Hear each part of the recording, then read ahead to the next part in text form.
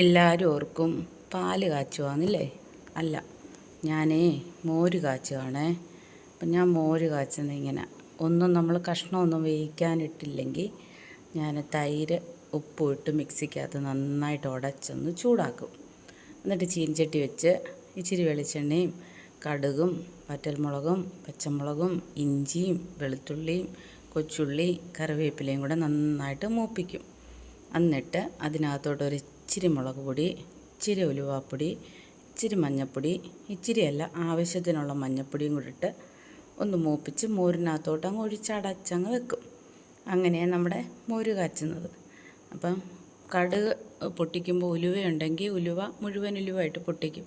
അപ്പോൾ ഇവിടെ അമ്മ അത് വറുത്ത് പൊടിച്ച് വെച്ചേക്കും, അതുകൊണ്ട് ഉലുവപ്പൊടിയായിരുന്നു.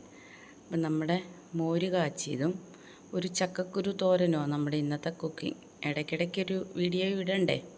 എപ്പോഴും അങ്ങ് ഷോർട്ട് വീഡിയോ ഇട്ടാലും ശരിയാവത്തില്ല. അപ്പോൾ ഞാനിത് വീഡിയോ എടുക്കാനുള്ള പ്ലാനിങ് ഒന്നും അല്ലായിരുന്നു കേട്ടോ. എല്ലാം ആക്കിയപ്പോൾ ഞാൻ ഓർത്ത് അങ്ങ് വീഡിയോ എടുക്കാമെന്ന്. അപ്പം നമ്മുടെ മോര് കറി ഇവിടെ റെഡിയായി. ആ സമയത്ത് അമ്മ ചക്കക്കുരു അരിഞ്ഞ് നല്ലതായിട്ട് കഴുകി വൃത്തിയാക്കി വെച്ചിട്ടുണ്ട്. അപ്പം നമ്മുടെ ചക്കക്കുരു നമ്മുടെ ദക്ഷിണ ചാനലിലെ ടീച്ചറമ്മ പറയുന്ന പോലെ ഇടുക്കിക്കാരുടെയോ മീനച്ചിക്കാരുടെയോ ഒന്നുമല്ല, നമ്മുടെ സ്വന്തം ചക്കക്കുരു തോരനാണേ. ദേ ചക്കക്കുരു നന്നായിട്ട് അരിഞ്ഞിട്ട് അതിനകത്തോട്ട് ഒരു സവാളയും 2-3 പച്ചമുളകും കറിവേപ്പിലയും പിന്നെ നമ്മുടെ കുറച്ച് ഇഞ്ചിയും കൂടെ അരിഞ്ഞ് നന്നായിട്ട് ആവിയിൽ അങ്ങോട്ട് വേവിക്കും. അപ്പം ഞാൻ ഗ്യാസിൽ വെക്കുന്നതുകൊണ്ട് ഇച്ചിരി വെള്ളം തളിക്കുന്നുണ്ട്. എന്താണെന്ന് വെച്ചാലേ വെള്ളം തളിക്കുമല്ല, വെള്ളം ഒഴിച്ചു കൊടുക്കുന്നുണ്ട്. ഈ ചക്കക്കുരുവിന് നല്ല വേവുള്ളതാണ്. ഇപ്പം മഴയൊന്നും ഇല്ലാതെ കിടക്കുന്ന ചക്കയല്ലേ, അപ്പോൾ ഭയങ്കര കട്ടി, നല്ല വിളഞ്ഞ ചക്കക്കുരുവാണ്. പക്ഷേ നമ്മളെ വിറകടുപ്പിലാണെങ്കിൽ ഒരു ഇച്ചിരിയും വെള്ളം തളിച്ച് ആവി ചെറുതായിട്ട് അങ്ങ് വെച്ചാൽ മതി. പക്ഷേ ഇത് പറ്റത്തില്ല, നമ്മുടെ ഗ്യാസിലാകുമ്പോൾ പെട്ടെന്ന് കരിയും. അപ്പം ഞാൻ എല്ലാം കൂടി ഇട്ടിട്ട് ഇച്ചിരി വെള്ളം, ഈ ഗ്ലാസ്സിന് ഒരു 1/2 ഗ്ലാസ് വെള്ളം ഒഴിക്കുന്നുണ്ട്. നല്ല വേവ് കാണും ചക്കക്കുരുവിന്. നമുക്ക് അടച്ച് വെച്ചിട്ട് നല്ലതായിട്ടൊന്ന് ആവി കയറിയിട്ടെടുത്ത് ഉപ്പിട്ടിളക്കി ഒന്നുകൂടെ ആവി വെച്ച് വേവിക്കാം. അപ്പം നമ്മുടെ ചക്കക്കുരു തോരൻ ഇവിടെ ഏകദേശം റെഡി ആയിക്കോളും, ഉപ്പൊക്കെ ഇടുമ്പോഴത്തേക്കിന്.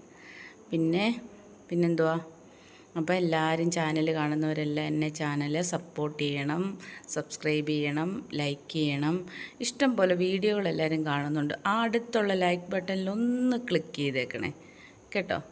അപ്പം പിന്നെന്തുവാ, പിന്നെ വിശേഷം, ഇനിയിപ്പോൾ സ്കൂൾ അടയ്ക്കാനൊക്കെ പോവുക. എല്ലാവർക്കും അതിൻ്റേതായ ഒരു സന്തോഷമൊക്കെ ഉണ്ട്, എനിക്കും ഉണ്ട് കേട്ടോ. 2 മാസം ജോലിക്കും പോകണ്ട, വീട്ടിലിങ്ങനെ ഇരിക്കാം. അതിൻ്റെ ഒരു സന്തോഷമൊക്കെ ഉണ്ട്. ദേ നമ്മുടെ ചക്കക്കുരു തോരൻ ഏകദേശം ഇവിടെ വെന്ത് വെള്ളം വറ്റി കണ്ടോ, ഒന്നിലൊന്ന് തൊടാതിരിക്കുന്ന കണ്ടോ, കരിഞ്ഞിട്ടില്ല, വെന്തങ്ങ് അളിഞ്ഞു പോയിട്ടില്ല. നമ്മുടെ നാടൻ ഭാഷയിൽ പറഞ്ഞാൽ ദേ നല്ല വെന്തിട്ടുണ്ട് കണ്ടോ. ചക്കക്കുരു തോരനും മോര് കറിയും ഒരു മീൻ വറുത്തതും ആഹാ അടിപൊളിയാണ്. രാവിലത്തെ ഞങ്ങളുടെ ഫുഡ്. അപ്പം നമ്മുടെ ചക്കക്കുരു തോരനിലെ മെയിൻ ഐറ്റം അതേണ്ടി ഈ വീഴുന്നത് കണ്ടോ, പച്ച വെളിച്ചെണ്ണ.